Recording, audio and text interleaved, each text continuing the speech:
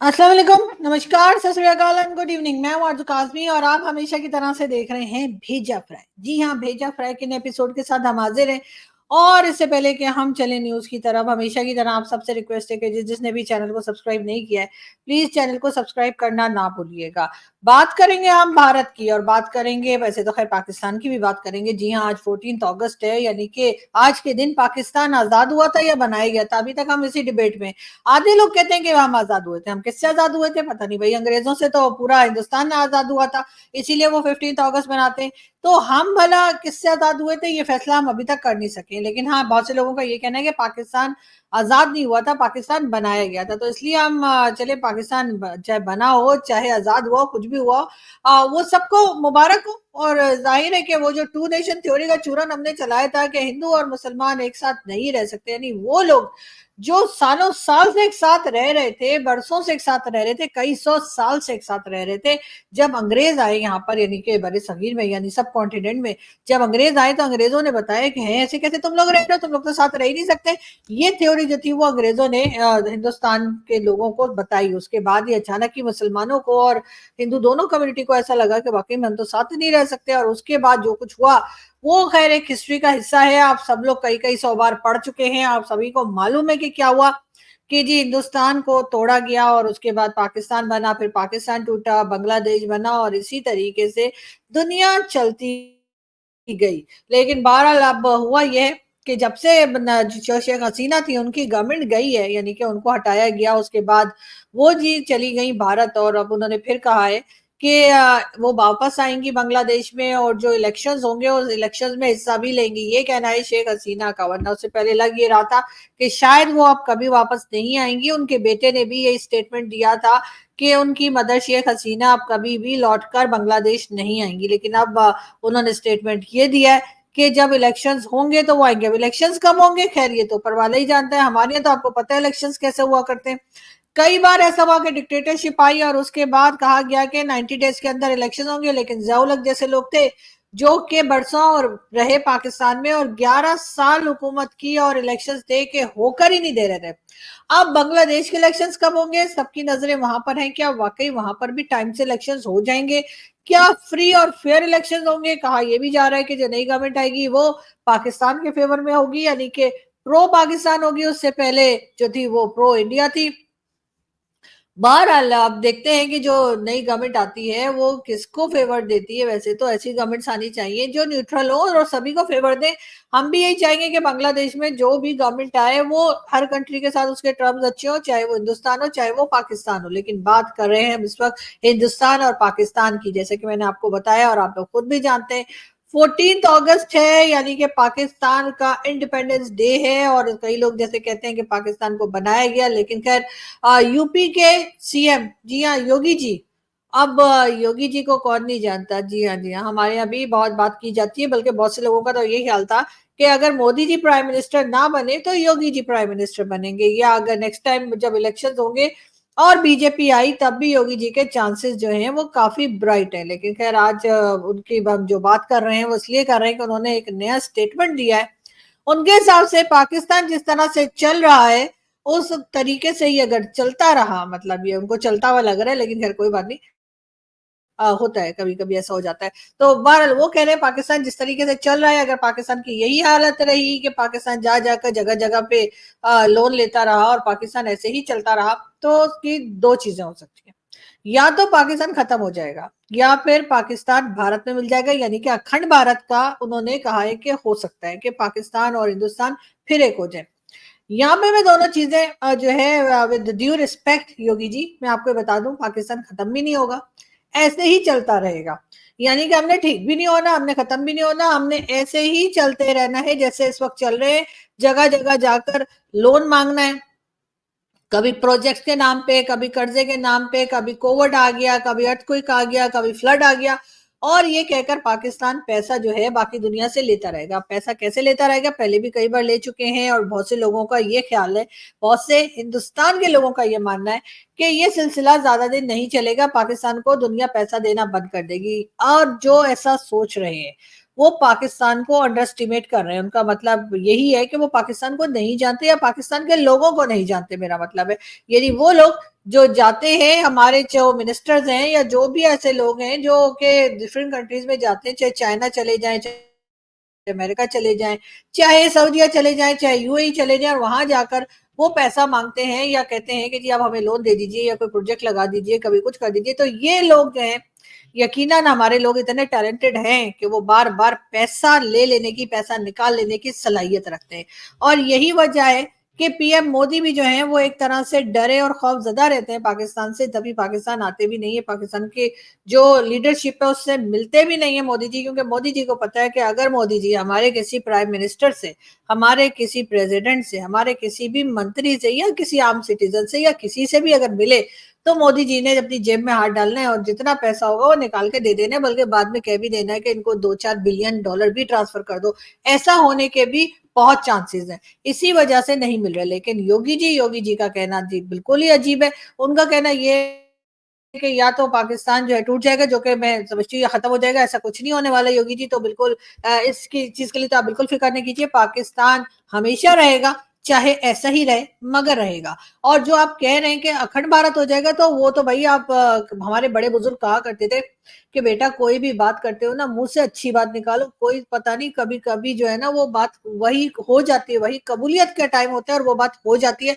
तो हमेशा जब बात करो तो कोई अच्छे अल्फाज मुंह से निकालो। तो आप भी योगी जी जरा शुभ शुभ ही बोला करें, और आप ये सोचें, जस्ट इमेजिन करें कि पाकिस्तान और हिंदुस्तान जो है वो फिर से एक हो गए। और यहाँ पे जिस तरह के लोग हैं आपने तो देखा ही होगा, जाहिर है आप न्यूज भी देखते होंगे, आपके लोग भी बताते होंगे, आपने हमारे यहाँ के कई प्राइम मिनिस्टर भी देखे हैं, कई प्रेसिडेंट भी देखे हैं, कई मिनिस्टर और कई दूसरे लोग भी देखे हैं, आपने हमारे यहाँ भाई लोग भी देख रखे हैं। आप सोचिए अगर ये सब लोग उठकर हिंदुस्तान पहुंच जाए या मर्ज हो जाए, हिंदुस्तान पाकिस्तान एक हो जाए, दोबारा से अखंड भारत हो जाए, तो सोचिए हम वहां पे आप लोगों का क्या हाल करेंगे।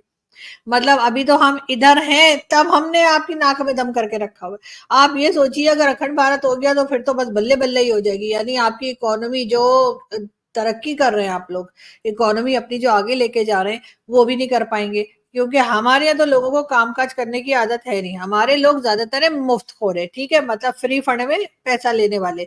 ये ज्यादातर आपको ऐसे मिलेंगे, और अच्छे खासे पढ़े लिखे जो अपने आप को कहते हैं, पता नहीं पढ़े लिखे होते भी हैं या नहीं, लेकिन अपने आप को कहते हैं पढ़ा लिखा, उनसे भी जब आप बात करते हैं तो वो भी आपको फिर यही बताते हैं, ज्यादातर वो आपको यही यही बात बताते हैं कि जी बड़े हालात खराब हैं जी, हमारे यहाँ तो बड़े खाने को नहीं है, हम तो हैंड टू माउथ हुए हुए हैं, हमारी तो जॉब चली गई है। और ये चीज आपको हर क्लास हर जगह पे मिलेगी, और आप परेशान हो जाएंगे कि आखिर इनमें से काम करता कौन है। उसके बाद बार बार हम कहेंगे कि जी कभी हमने गजवा हिंद करना है, और अगर आप हमें मिला देंगे तो फिर तो गजवा हिंद और भी आसान हो जाएगा। यानी कि अगर आप पाकिस्तान हिंदुस्तान को अखंड भारत बना देंगे तो फिर तो गजवा हिंद के लिए मतलब कोई जगह नहीं रह जाएगी, लेकिन फिर भी वो गजवा हिंद जैसा ही हो जाएगा, इसलिए कि फिर वहां पर दोबारा एक बार मुगलों की हुकूमत आ सकती है। मतलब कुछ सोच समझ के बात कीजिए, लेकिन मुगलों की हुकूमत फिर से आ सकती है और कुछ भी देखने को मिल सकता है। तो इसलिए मेरा कहना ये है कि शुभ शुभ बोला करें, ऐसी अजीब अजीब सी बातें ना किया करो, ऐसी स्टेटमेंट तो बिल्कुल भी ना दिया करें। जी हाँ, और योगी जी का यही कहना है कि जी अखंड भारत हो सकता है, तो फिर अखंड भारत ना ही हो तो अच्छा है, ये इसलिए कि ये दोनों कंट्रीज के लिए अच्छा है। आपके लिए तो खैर बहुत ही अच्छा है, और हमारे लिए भी बेहतर ये कि हम साइड पे ही अपने जो भी जो भी काम कर रहे हैं वो करते रहे, और आप अपनी तरफ जो है जो प्रोग्रेस कर रहे हैं या जो भी कर रहे हैं वो करते रहे। इसलिए कि अगर आपने हमें मिलाने की कोशिश की तो फिर आप ये समझ लीजिए कि फिर हम आपकी भी बैंड बजा देंगे। तो इसलिए योगी जी को मेरा ख्याल है कि थोड़ा सा सोच समझ के स्टेटमेंट देनी चाहिए। बात करेंगे हम लेफ्टिनेंट जनरल फैज हमीद साहब की, जी हाँ, जिनको अरेस्ट किया गया है और कहा यह भी जा रहा है कि इनका कोर्ट मार्शल किया जाएगा। अब बहुत से लोग हैरान है, वो कह रहे हैं कि जी पाकिस्तान की आर्मी ने पहले तो कभी किसी को इस तरीके से अरेस्ट नहीं किया और कोर्ट मार्शल तो कभी हुआ ही नहीं है, तो इनका कैसे हो। चलें, कहीं न कहीं से सही शुरुआत तो हुई है, और मेरा ख़्याल है लोगों को इसी बात पे खुश हो जाना चाहिए कि कहीं न कहीं से पाकिस्तान की जो एजेंसीज़ और आर्मी है उन्होंने अपने लोगों के ऊपर पकड़-धकड़ शुरू की। लेकिन बात तो तब होगी जब प्रॉपर तरीके से इनका कोर्ट मार्शल हो या इनको जो भी कानून के मुताबिक सज़ा बनती है वो दी जाए। ना कि इनको रखा जाए और उसके बाद इनको दोबारा छोड़ दिया जाए। ऐसा वैसे हमें होता हुआ कम ही दिखाई दे रहा है, इसलिए कि ये इमरान खान के सपोर्टर्स में से हैं।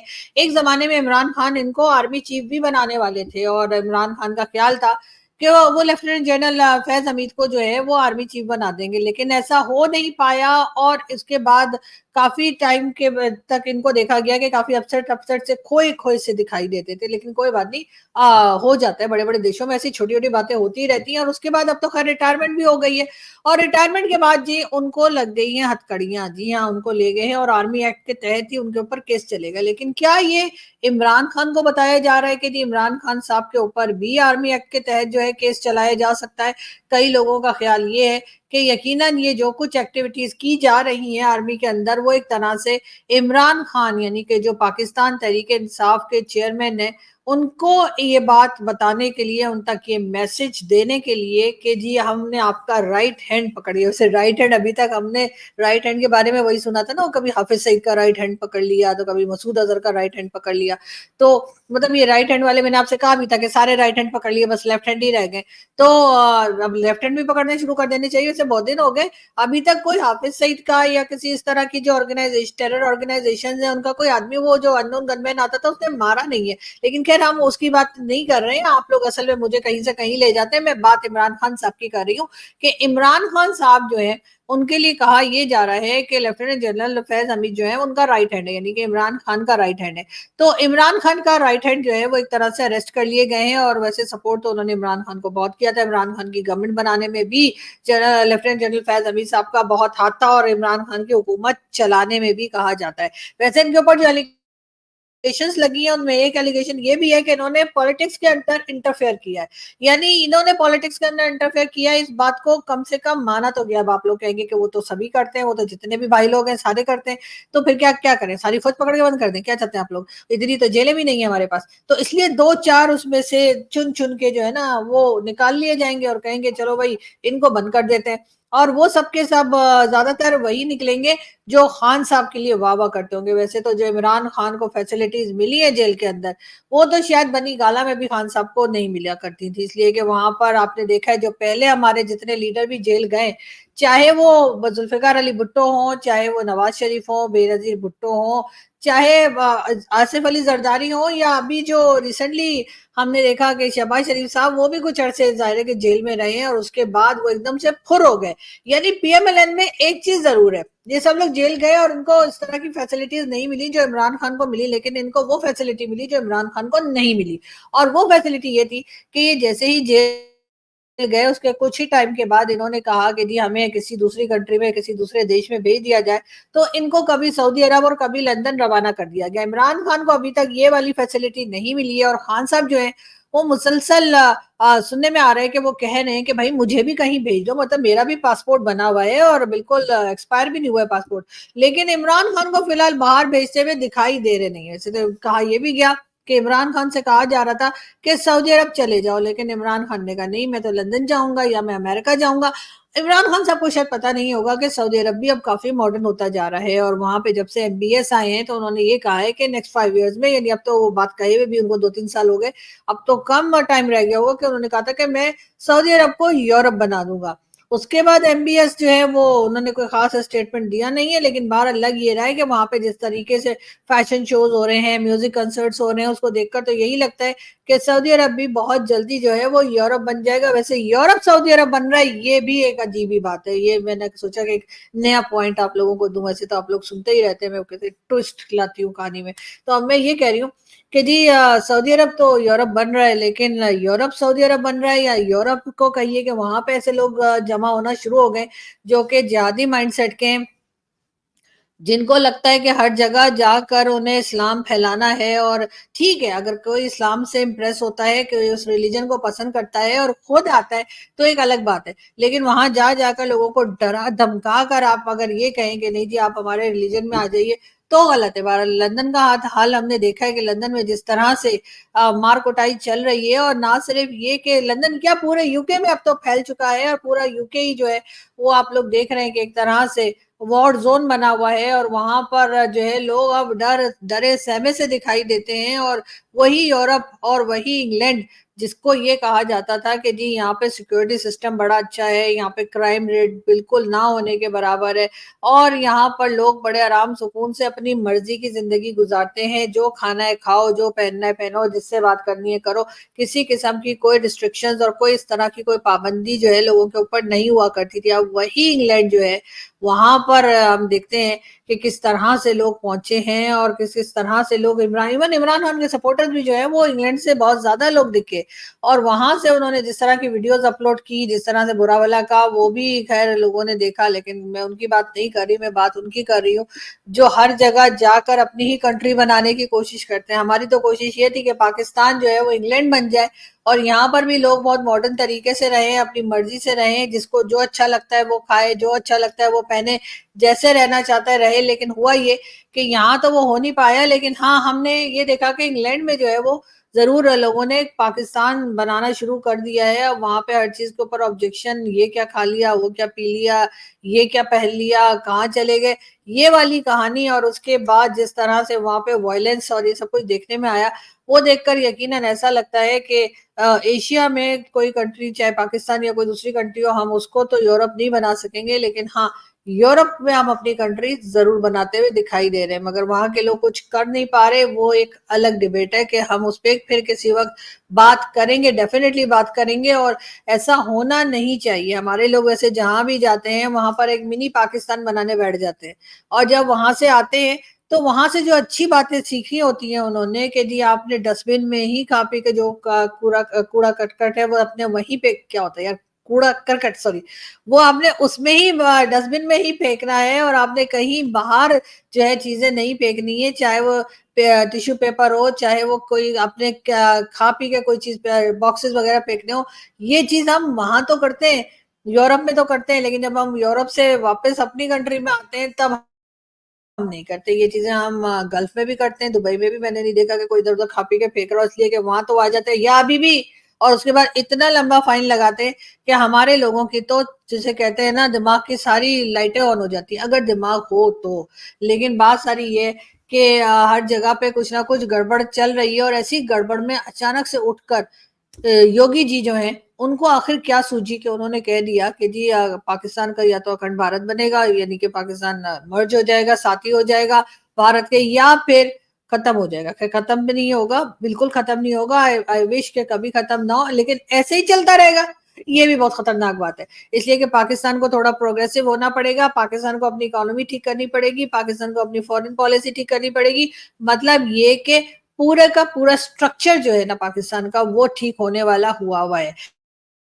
अब ये हो सकता है कि मोदी जी हो चाहे योगी जी हो, अगर आप लोग चाहते हैं कि पाकिस्तान थोड़ा सा बेहतर हो जाए, और आपको जाहिर है कि आपको हमसे बड़ा प्यार होगा, इसलिए तो आप कह रहे हैं कि हम आपके साथ शामिल हो जाएं, लेकिन हम शामिल नहीं होंगे। लेकिन हाँ ये है कि अगर आप हमें जबरदस्ती कुछ 2 4 6 बिलियन डॉलर अगर आप हमें देंगे और कहेंगे कि ये रखो और अपना काम करो, सही करो अपने मुल्क को, तो हाँ ये चीज हो सकती है, ये चीज हम एक्सेप्ट कर लेंगे। लेकिन हम पैसे वापस जरूर करेंगे, ये याद रखिएगा, ठीक है मोदी जी। अगर आप पाकिस्तान को 6 8 बिलियन डॉलर दे देते हैं तो हम वादा करते हैं कि हम 200 या 300 साल के बाद वो पैसे थोड़े थोड़े करके वापस जरूर करेंगे। ऐसा नहीं है भाई, हम किसी का पैसा नहीं खाते, जितने लोगों ने हमें पैसा दिया हमने सबको यही टाइम दिया, यही टाइम फ्रेम दिया, 200 से 300 साल तक हम दे देंगे, और वो भी अगर उसी को देंगे जिससे लिया है। ये नहीं कि आप बोलेंगे जी वो तो 300 साल पहले टपक गए थे तो अब उनको कैसे वापस करें, नहीं, हम उन्हीं को वापस करेंगे जिनसे हमने लिया। इसलिए उनकी जो नेक्स्ट जनरेशन या उनके बाद वाले ऑफिसर या उसके बाद वाले ऑफिसर या उसके बाद वाले ऑफिसर अगर आते हैं